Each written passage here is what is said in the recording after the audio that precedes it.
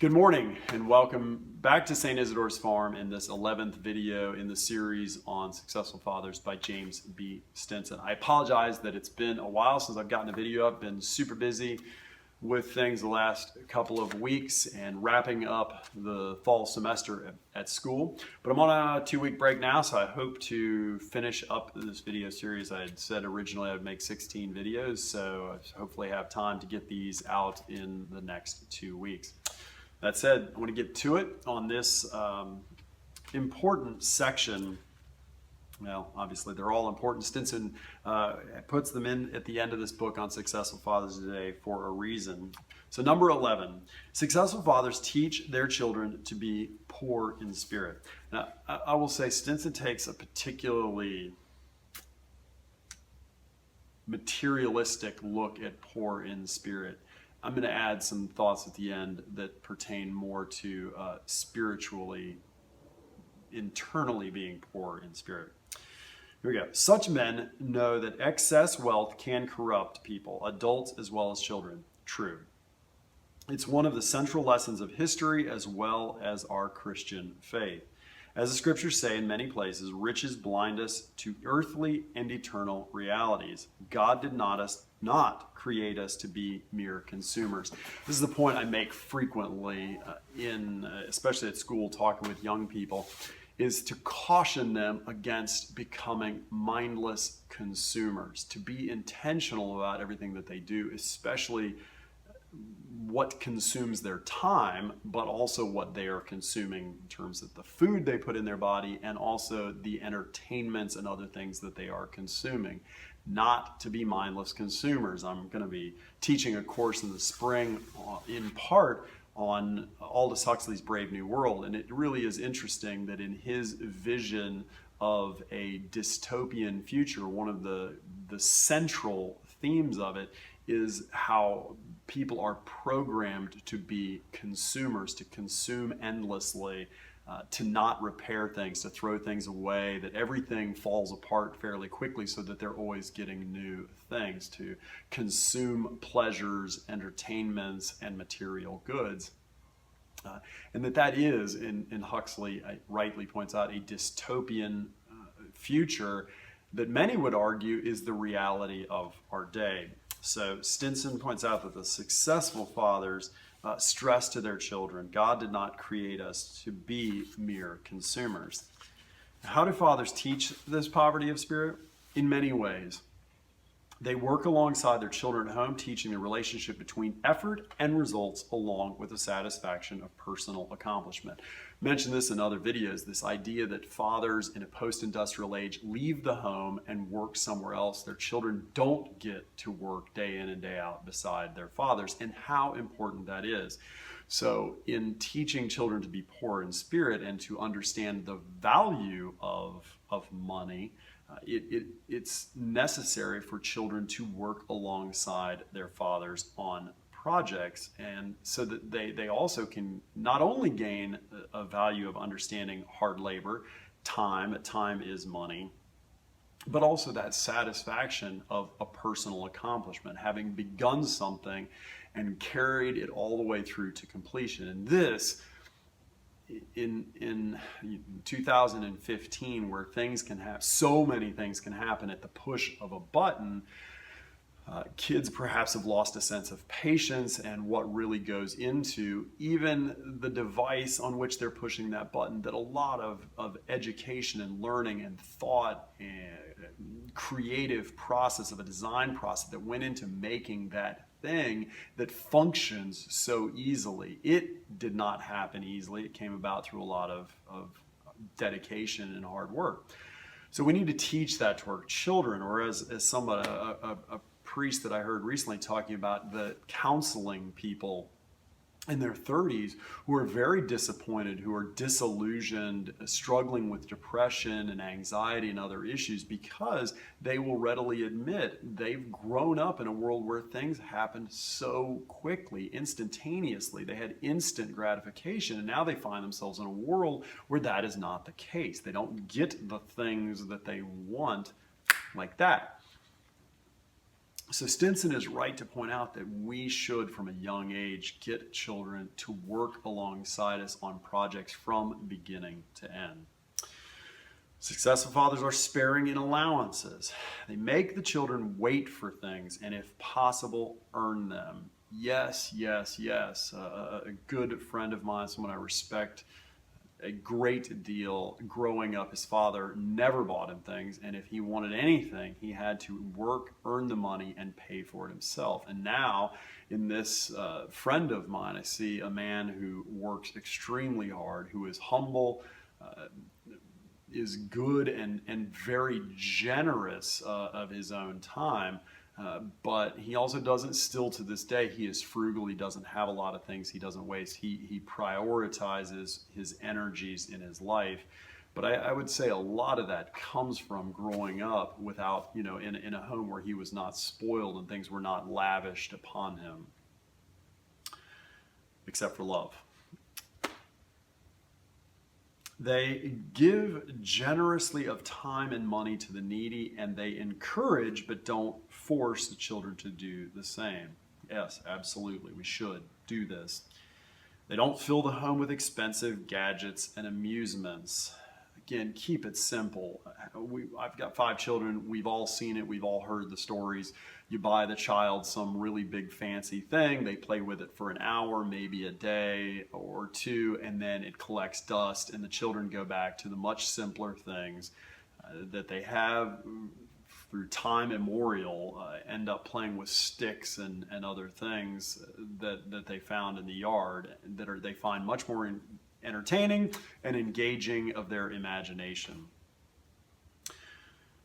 They budget and save for the future and thus teach the children an important lesson. Money is an instrument, a resource for the service of our loved ones and those in need, and that's all it is. Truly, yes, money is an instrument, a resource.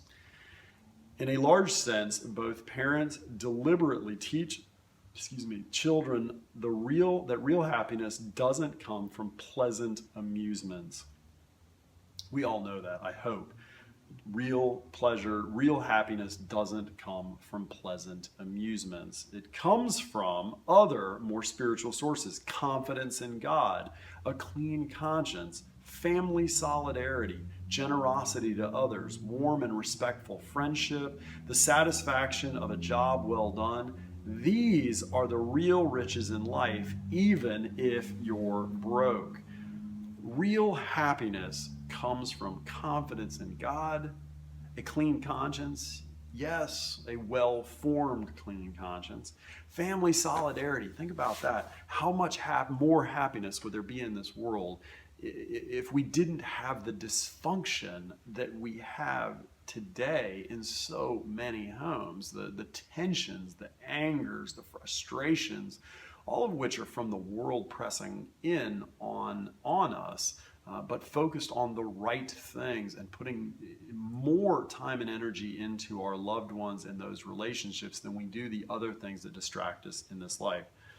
Generosity to others, of course. If you've ever spent time working in a soup kitchen or helping in some outreach to the community, what a great feeling, a tremendous feeling of good and happiness at the end of that day versus a day that is spent on selfish pleasures. And warm and respectful friendships, versus the trivial things of this time with social media and having friends and likes that are not warm and respectful. They're not even deep or lasting. They're fleeting, they're passing, and for most of us, I think we know they're not genuine. Finally, the satisfaction of a job well done, absolutely. And so, as he says, Stinson says, these are the real riches in life, even if you're broke, if you don't have anything. And you look at people, we've seen it, we've heard it, people have talked about it. If you've ever been to another country that is not a first world nation, you go and you see the joy of these people who lack so much, but they're filled with joy, with happiness, love, and they celebrate life. It does seem as though in the things of of our world, especially in America as we know it, people get burdened by it. They weigh down in those, they become enslaved to it, which makes them unhappy.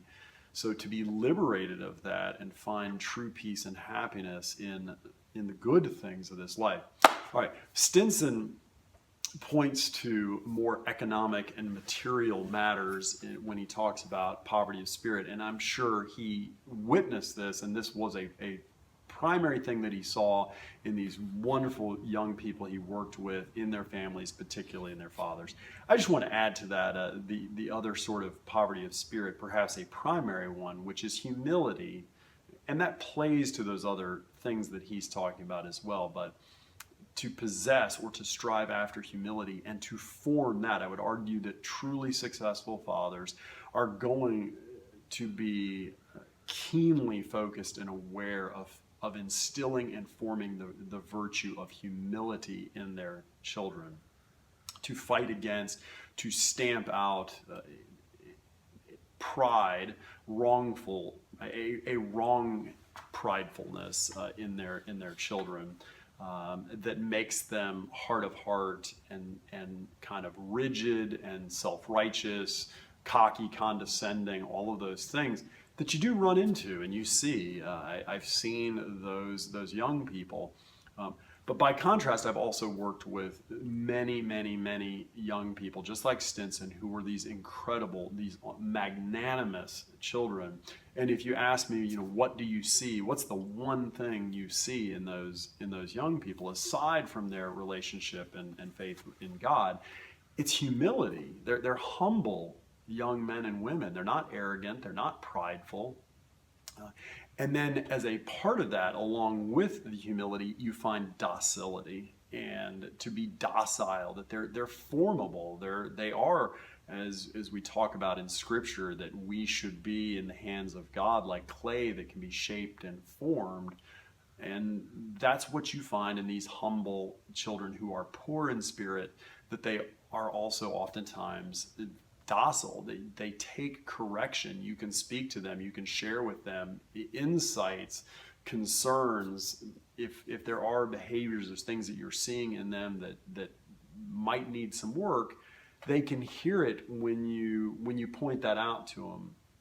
And they don't reject it, and they don't sort of say, it's like an adult talking to me. I'm not going to listen to them. I know better. I'm smarter than them. I mean, that cliche of teenagers always having a sense of, being condescending towards adults, that they are arrogant, they're prideful, and they are not docile, that they know better.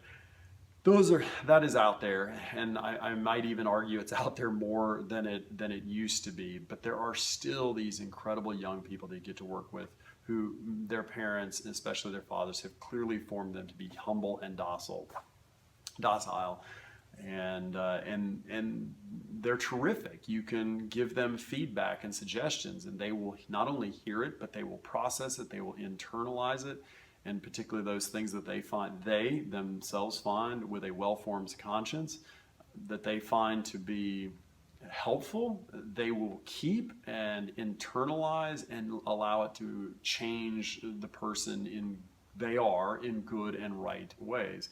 And again, not to say that everything that everybody says to them, they have to take on and try and change. They have to rightly discern the advice and direction, feedback that's given to them, and discard the things that they don't think are relevant. So, that's it. Stinson is right that to these successful fathers that he has seen have formed their children not to get caught up in the material possessions of this world. They have not formed their children to be mindless consumers and to appreciate the things that they have.